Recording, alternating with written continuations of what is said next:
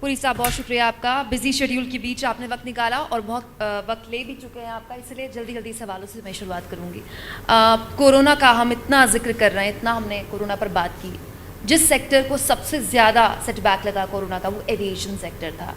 अब भी हम Q1 Q2 के आंकड़े देखते हैं, इंडिगो के, गो एयर के, स्पाइस जेट के या फिर एयर इंडिया के, तो डराते हैं। रिकवरी का रास्ता देखते हैं आप, कैसे देखते हैं, कहाँ तक देखते हैं? पहली बात तो मैं विजय दारदार जी आपको थैंक करना चाहूँगा कि आपने ये Maharashtrian of the year award में मुझे शामिल किया, और this is the 7th year कि आप ये कर रहे हैं। I want to acknowledge your contribution. More than that, I want to pay a tribute, क्योंकि जब कोरोना महामारी का हमारे पास चैलेंज आया तो सरकार की ये जिम्मेवारी बनती है कि हम उस क्राइसिस को रिस्पॉन्स दें, और हमारे प्रधानमंत्री श्री नरेंद्र मोदी जी ने एंड टाइम पे लॉकडाउन जो कॉम्प्रिहेंसिव था, इफ़ेक्टिव था, 23 मार्च को ये लॉकडाउन उन्होंने शुरू किया। 3 महीने देश में कोई इकोनॉमिक एक्टिविटी नहीं हुई। फिर आप सिविल एविएशन सेक्टर की बात कर रही हैं, तो उस पर मैं आता हूं 1 मिनट के बाद।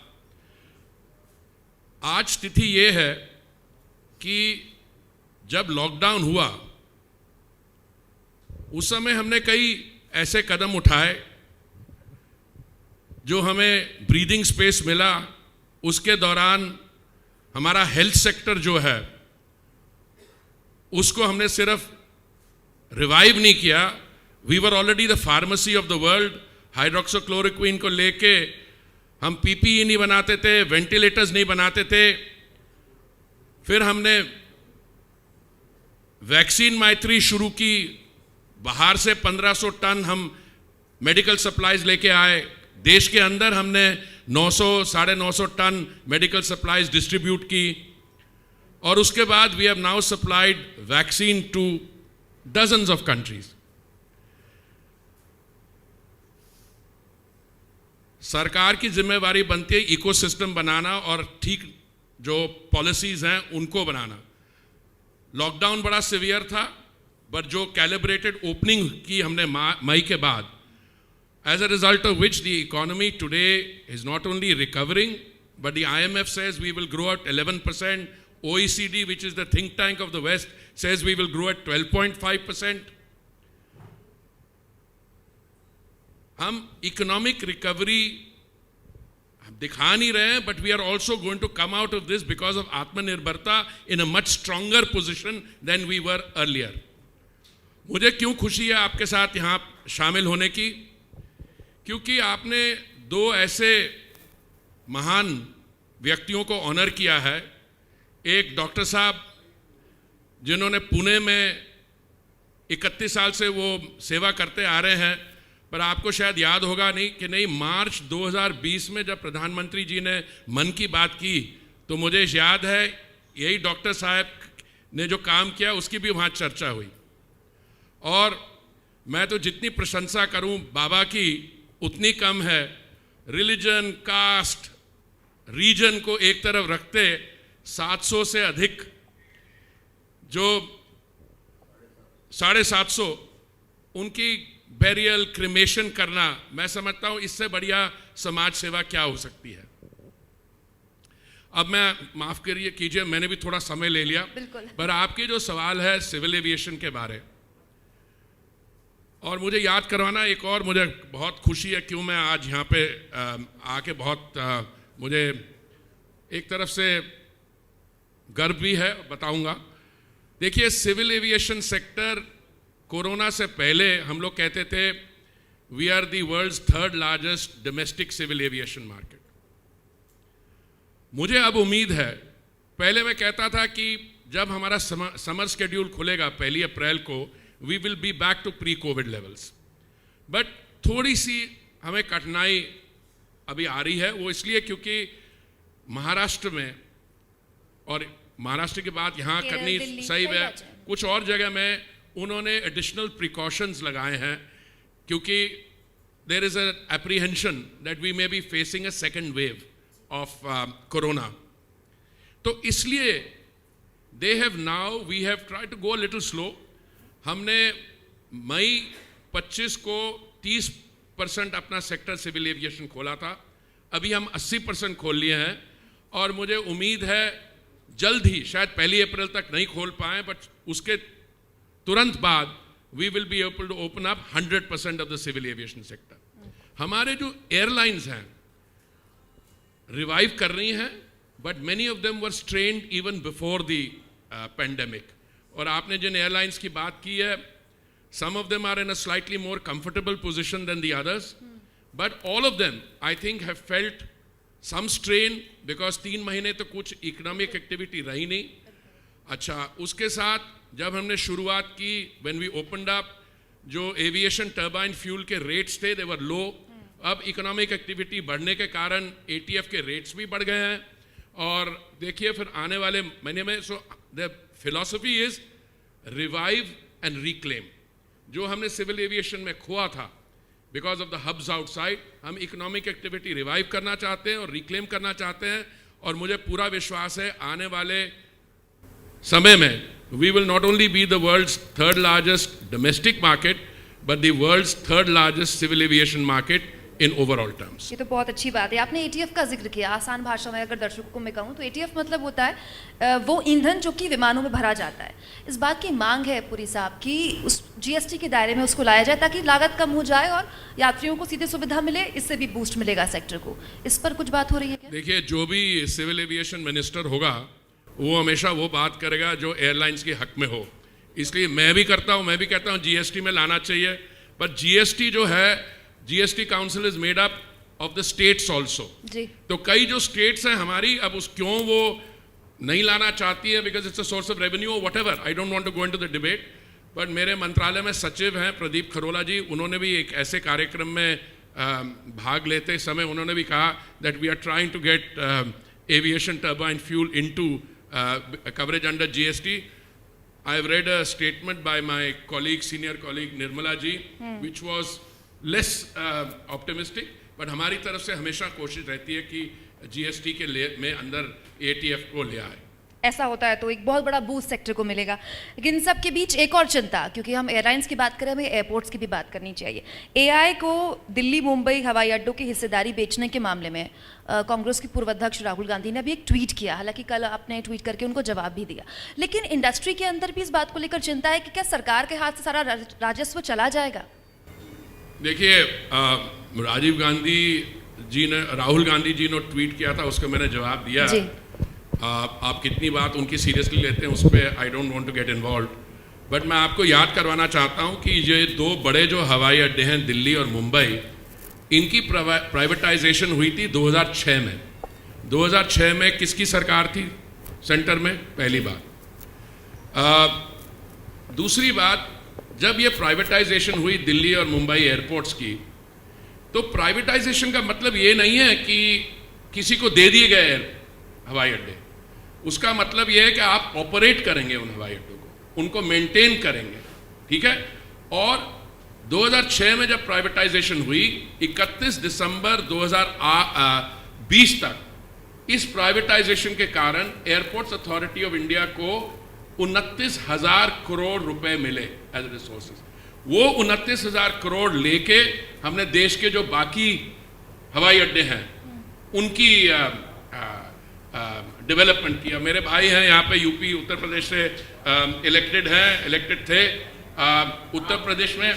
हाँ, अरे भैया, मैं आपका नाम थोड़ा भूल सकता हूँ, आप मेरे साथ कितनी लंबी चर्चा करते थे। तो उत्तर प्रदेश में हम नए हवाई अड्डे बना रहे हैं, हम देश भर में बना रहे हैं। मोदी जी की सरकार ने यह निर्णय किया कि अगले कुछ सालों में हम 100 नए जो under service under utilised air strips हैं वो करेंगे। 6 और हमने एयरपोर्ट्स की प्राइवेटाइजेशन की बात की है। So privatisation is a means for raising resources, और वो जो जिसको एयरपोर्ट दिया जाता है वो 40-50 साल जितने साल के समय है वो चला के then he return the airport. अच्छा, अगर मान लीजिए जिस युवा नेता की आपने बात की, अगर उनसे पूछा जाएगा अगर आप प्राइवेटाइजेशन नहीं करते तो एयरपोर्ट की क्या कैपेसिटी होती है। मुझे याद है जब मैंने नई सरकारी नौकरी ज्वाइन की थी, मैं पहली पोस्टिंग में जा रहा था टोक्यो, तो दिल्ली हवाई अड्डा जिसका नाम था पालम एयरपोर्ट, उस समय पैसेंजर ट्रैफिक 1975 की मैं बात कर रहा हूँ 1 मिलियन था, आज 70 मिलियन है। वो 70 मिलियन क्यों हुआ? क्योंकि एयरपोर्ट 2006 में प्राइवेटाइज हुआ। अमृतसर एयरपोर्ट की इस समय थ्रूपुट है 3.5 मिलियन। मुझे पूरी उम्मीद है कि अगले जो 6+6 हम करने जा रहे हैं, अगर अमृतसर उसमें इंक्लूड होता है तो 3.5 मिलियन से 10 मिलियन हो जाएगी।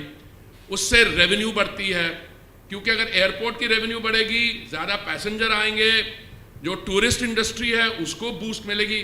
तो मेरे तो आजकल अजीब है, मैं जब पॉलिटिकल डिस्कोर्स को देखता हूँ, बहुत कम लोग कहते हैं कि एयरपोर्ट प्राइवेटाइजेशन नहीं होनी चाहिए। कुछ लोग कहते हैं पर उनको दे नीड टू इंट्रोस्पेक्ट। ठीक है, आपने उत्तर प्रदेश का जिक्र किया।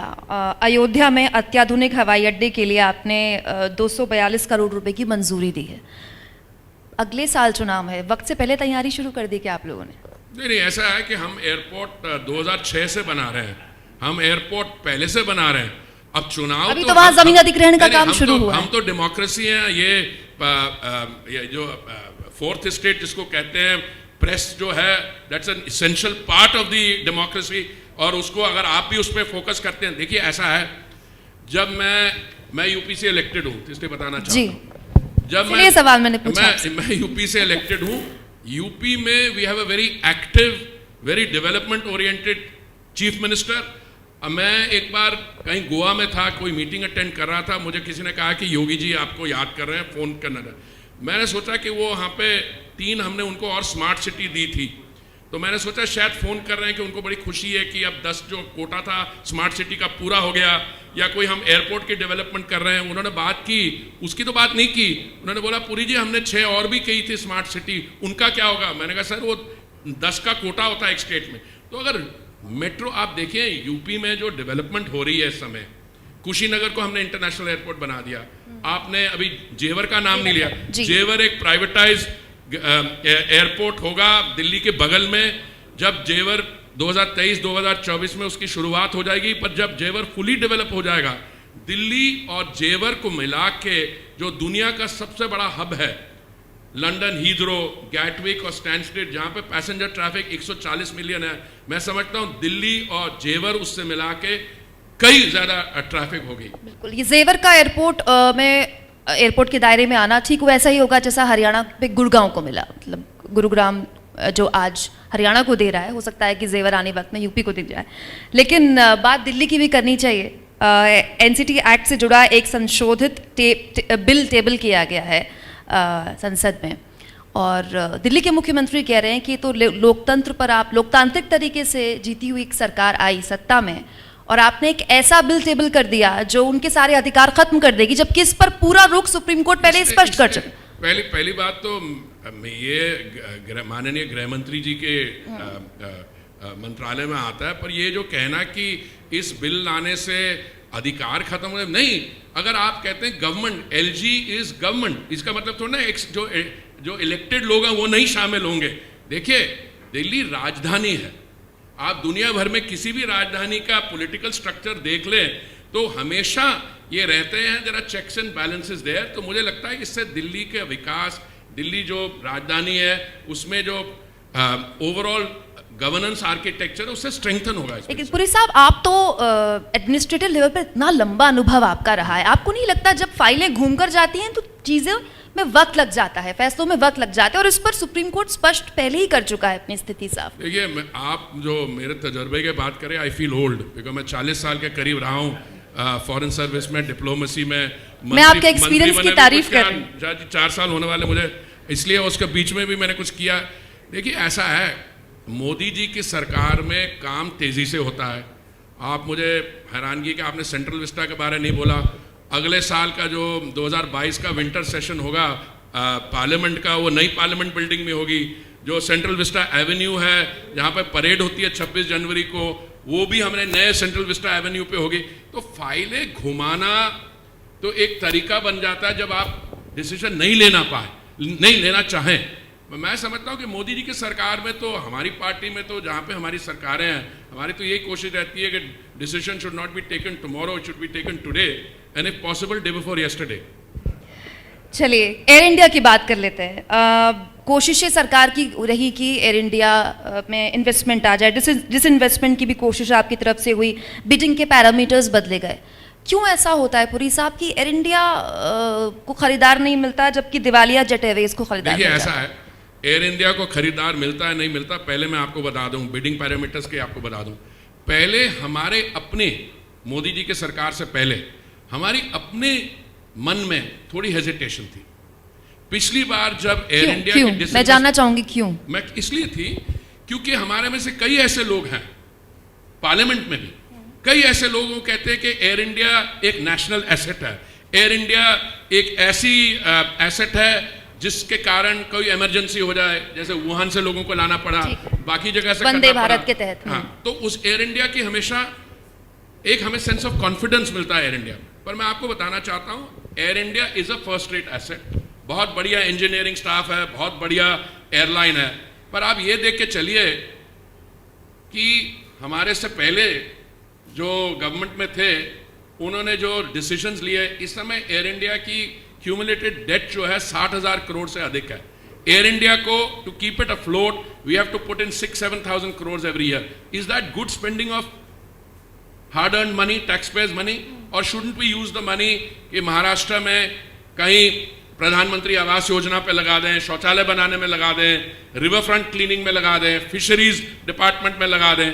That's better uses of money. And let me explain to you, पहले बड़ी निंदा होती थी कि एयर इंडिया को क्यों बेच रहे हैं। पिछली बार जब निर्णय लिया गया तो क्या सिर्फ 76% डिसइन्वेस्ट होगा, बाकी हम अपने पास रखेंगे। इस बार हमने ये फैसला किया कि ये चलेगा नहीं, without hesitation 100% Air India must be privatised, disinvested. And so far as the timeline is concerned, the good news I have to give you is we are determined and I am confident before June. We are already on the 16th of March. Before the end of June, Air India will be privatized. ये आप बहुत बड़ा यहाँ पर बयान दे रहे हैं, और अगर ये सही होता है तो सफ़ेद हाथी के तौर पर एक एयर इंडिया है हमारे लिए, उस सफ़ेद हाथी का कुछ इलाज हो जाएगा। आपने बबल देशों का भी जिक्र किया।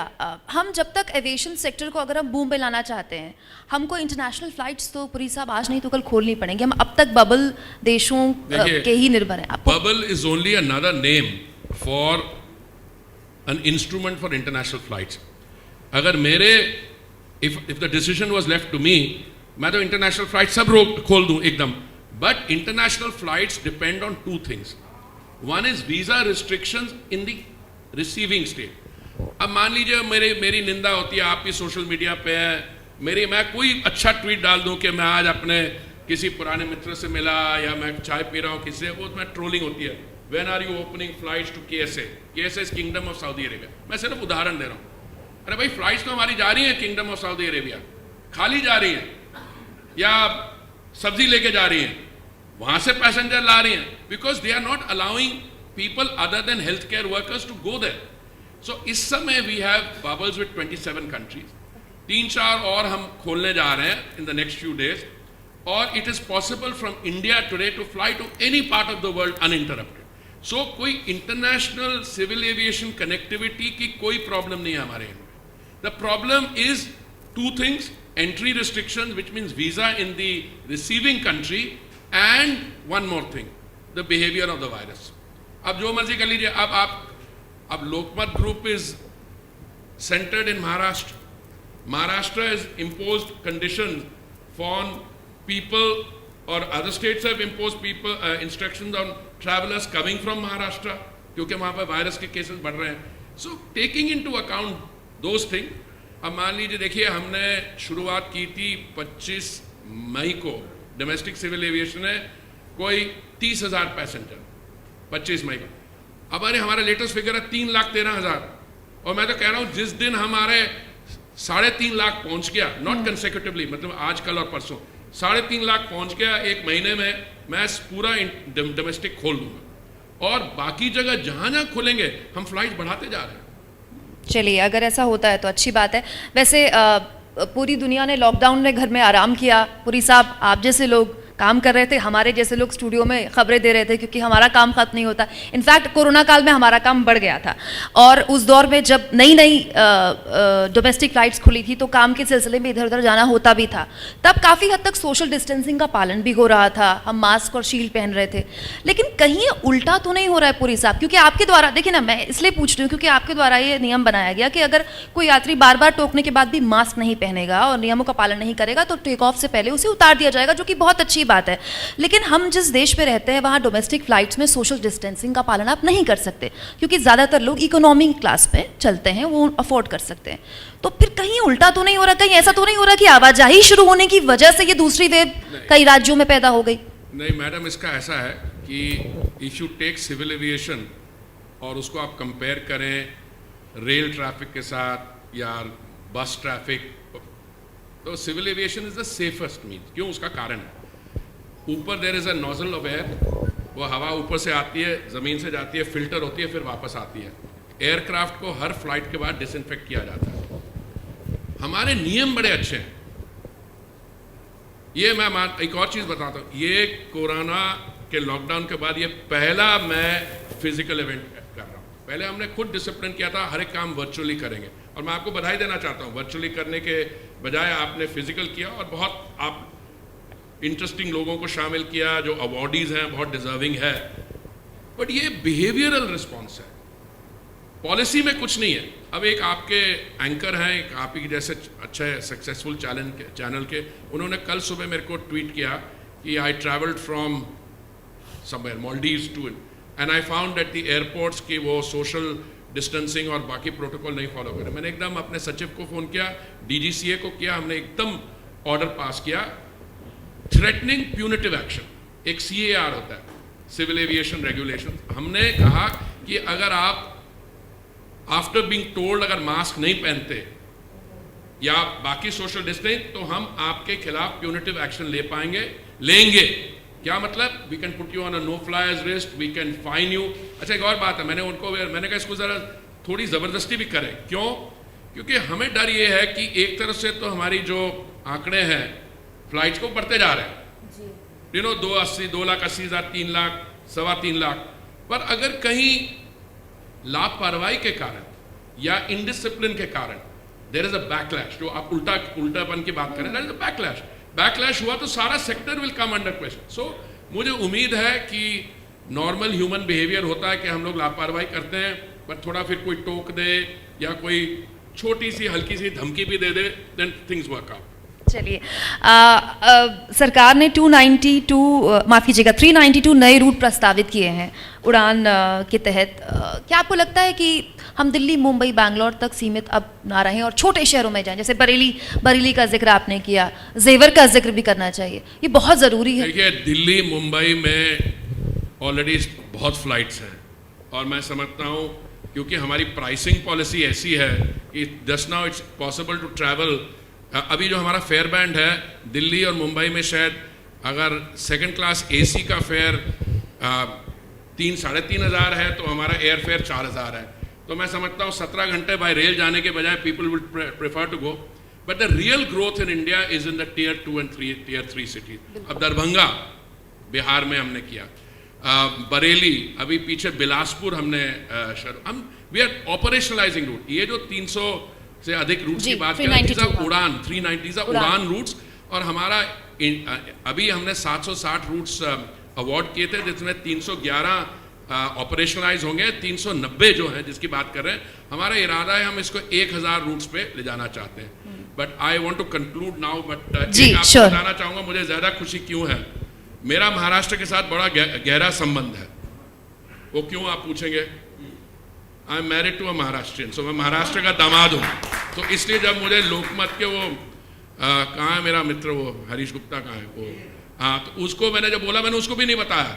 मैंने कहा नहीं, मैं ज़रूर आऊँगा, पर मुझे बहुत खुशी है कि आप महाराष्ट्रियन ऑफ द ईयर कर रहे हैं, और जिस तरीके से आप अपने 600 रिपोर्टर्स, ग्राउंड रिपोर्टर्स के थ्रू जो हमारे भाई बहन है जो समाज सेवा कर रहे हैं, ऐसे शानदार आपने आज डॉक्टर साहब को और बाबा को अवार्ड किया, मैं उसमें आपको बधाई देना चाहता हूँ और thank you madam for Thank you so conducting much. A very civilised interview. Thank you.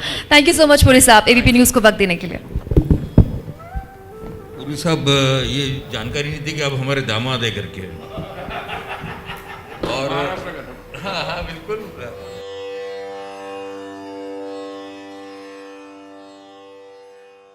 मैं अभिनंदन करता हूं। धन्यवाद। धन्यवाद।